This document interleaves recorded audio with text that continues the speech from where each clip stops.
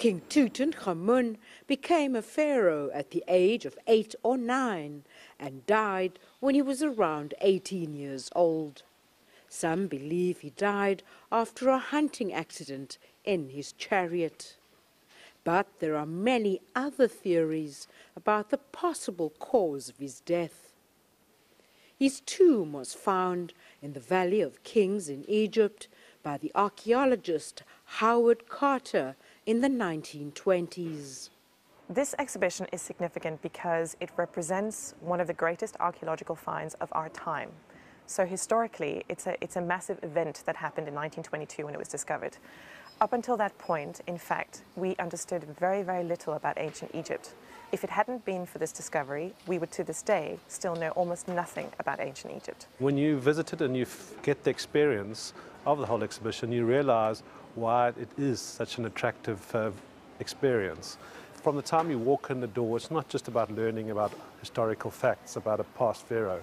It's really to understand how their culture worked, the whole journey of it being discovered and how many points of luck there were in discovering it, and fate, how fate took its role to eventually deliver King Tut, who's now played a massive impact on how we understand ancient cultures. Included in the exhibition are unique artifacts and replicas of his 4 shrines, 3 coffins, as well as his mummified body, and his throne when he was a young king.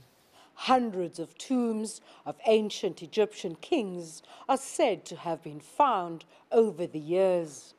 King Tutankhamun's was the smallest of all of them, but his tomb was the only one ever found intact, with a royal seal still on the door.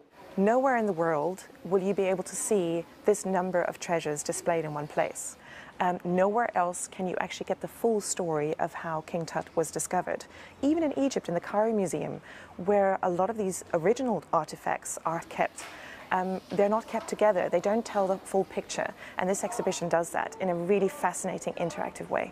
Having been involved in quite a few exhibitions now, I can say that the quality of this exhibition is superb. I mean, these replicas are really down to the last minute detail. I just really loved the beautiful sculptures and everything. I would tell my friends that I went to the exhibition and saw a big coffin, and inside there were 3 more coffins with the body at the 4th one.